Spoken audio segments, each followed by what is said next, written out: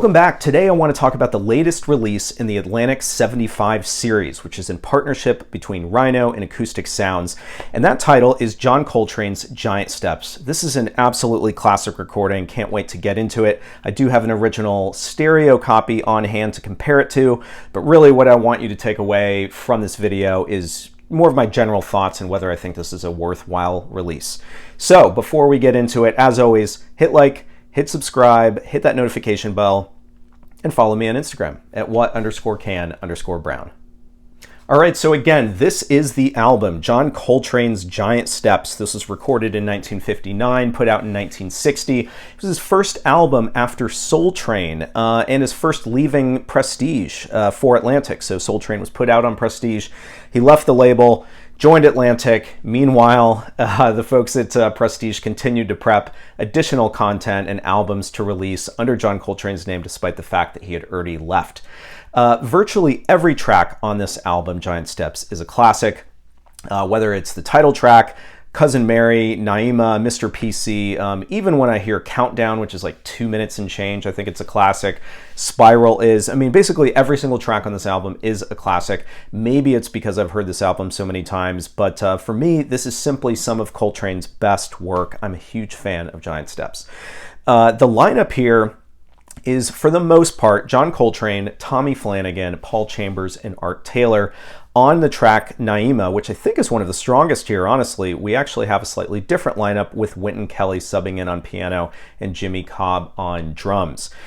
Interestingly, there were some alternate takes that were recorded a few months prior. So before the session that made up the bulk of this album, there was a different lineup that was attempting to record many of these tracks. That included Cedar Walton on piano, Lex Humphreys on drums, but we still had Paul Chambers on bass.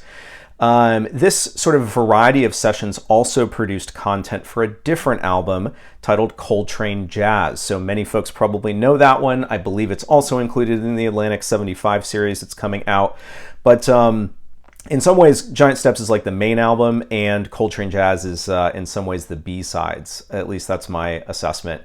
Otherwise, interesting note, this recording for the main sessions that actually made up this studio album happened just like a few weeks after Kind of Blue. So this is just a really prolific time, it seemed, for John Coltrane. And I think he was probably inspired, and that comes across in this recording.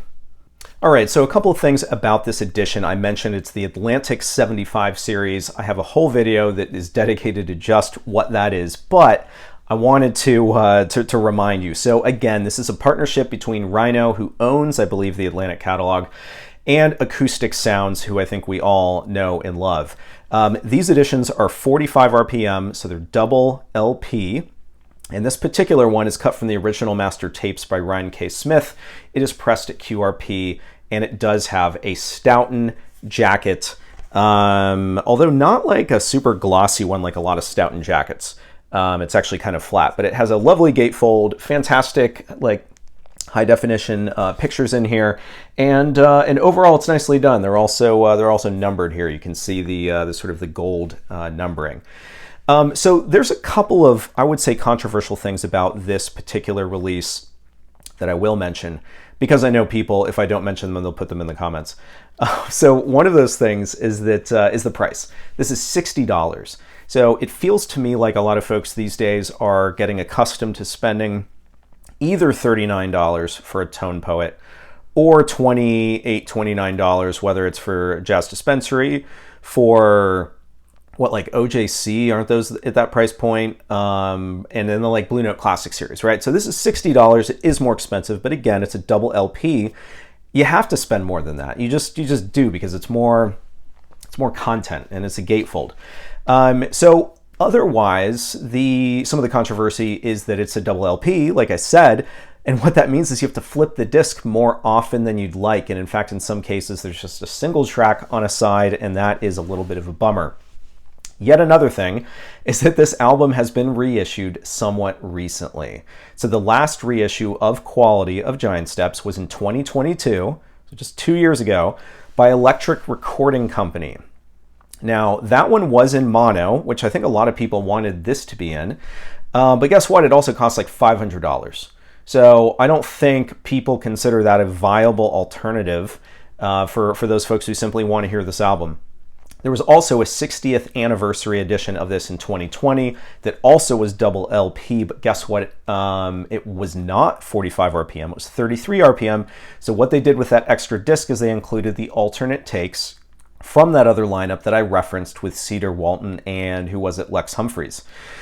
And guess what? That edition on Discogs goes for over $75. So anyone who is saying that we don't need another reissue of this album because it was just released recently, I don't know about that. I think we do need another edition if every alternative is getting to be too expensive. And so, you know, here we have it, right? And yes, I understand it's 45 and it's stereo, and wouldn't it have been cool if we got mono and 33? I'm there with you, but this is what we have, at least for now. And so what else can we say about it? Otherwise, in terms of the actual execution of this, don't get me wrong, I do wish they went with laminated, with a laminated cover, and they didn't. It's kind of flat. So as a point of comparison, this is the original stereo jacket. And what you'll notice, I suppose, is that the whites are not as white. It's a little bit more cream colored. That could be aging. So it doesn't bug me that they didn't replicate it. Otherwise, you know, like I said, I wish the new one was laminated. And the only other thing they got slightly wrong, I'll say, this is like the most minute nerdy thing that no one cares about, but I haven't heard anybody else mention it, so I'm going to mention it. This little registered, it's called a registered trademark, right? The R with in the circle. So they put it on the reissue. It's not on the original, and in fact, it doesn't show up on the early covers until like 1963 or so. So that's a little unusual. The other thing that I noted is that actually both of them do have that registered trademark on the back. It's just the original doesn't have it on the front. So minute detail, no one cares, whatever. All right, so what I want to do is, rather than give you like a track by track comparison, I want to kind of give you like a bullet pointed list about what I think about this reissue relative to the original. But really quickly, something I want to address is something that I've been hearing quite a bit lately. Just when this Atlantic 75 series edition was put out, what I'm hearing a lot of people say is that the original album wasn't very well recorded. I actually don't think that anyone really talked about that until it started getting reissued over the last like couple of decades. So don't get me wrong, this isn't the best recorded album ever by a long shot, but it really hasn't been a refrain that it sounds bad or that was recorded bad until very recently. Now, I will acknowledge, are the drums a little one-dimensional? Yes. Is it panned in the stereo edition with Coltrane and piano on one side and bass and drums on the other? Yes. But it's still amazing music, and Coltrane in particular, I think, was very well recorded, even if it sounds at times like the piano was recorded and Coltrane was dubbed over it, or vice versa. So yes, there are some challenges, but I don't think anybody should pay attention to this idea that this is a terribly recorded album. That is not the case. This is still phenomenal music, and it needs to be heard, and I think that there's a lot to love, even in the stereo edition. And don't get me wrong, I wish I had a mono. So let's talk about kind of like the bullet pointed feedback in order to keep this video a little bit shorter. So the title track, Giant Steps, doesn't sound great on either edition, not the original stereo and not the this latest Acoustic Sounds one. But I do think it sounds better on this latest reissue. So the issue here is that the drums and the bass aren't very distinct, and the piano gets lost in the mix with Coltrane being so prevalent, right? So he's like super dynamic and like, I don't know, recorded hot or whatever you want to call it, and he sounds really, really good, and it's at the expense of piano. So I personally think that Giant Steps as an album works because it highlights Coltrane really, really well. And yes, this track could have been better recorded, but I don't have nearly the same issue with any of the other tracks on this album. And I think why it sounds better in 45 RPM format to me is because there's a lower noise floor, and again, because Coltrane sounds simply more dynamic. All right. So that was bullet point one. I've decided I have 7 of them. So bullet point 2. I think that the best recorded track here is Naima. which is the only track that made the album that was recorded like 9 months after the rest of the session. So Naima was one of the tracks that was recorded with Wynton Kelly, Paul Chambers, and Jimmy Cobb. So that was the lineup, which is different than the bulk of this music, and it simply sounds better balanced with more detail from the rhythm section. Coltrane doesn't sound necessarily better or worse, but I think the rest of the album, or excuse me, the rest of the lineup brings up the quality, or the engineer on the day was able to capture the group better than the engineer in those like March and May sessions. All right, so Naima, I think, is the best recorded track, and I think if you listen to this in any format, you're going to hear that. When I say any format, I mean either a early edition or the latest one. Number 3, the reissue is cut a little bit louder than the original. I don't think that this is either to blame, nor is it a sort of credit for either one or the other sounding better than the other. It's just simply something that I noticed. And I don't think that there's no real problem with that, I suppose. Generally speaking, I think I prefer albums that are cut a little bit quieter, and then I get to do the adjustment with the knobs, because then you're making sure that, there's like no distortion or whatever. But in this case, there isn't distortion anyway, and yes, it's cut a little bit louder, but it's not a problem. Number 4, in my last video that I made, which is, didn't specifically have to do with Atlantic 75 series, although I did mention getting this particular album in. In that video, what I referenced is that this new reissue might have a little bit too much bass. Well, for comparing this, the original and the reissue, I did indeed turn the subwoofer down, but I left it at the same level for both the original and the the original and the reissue.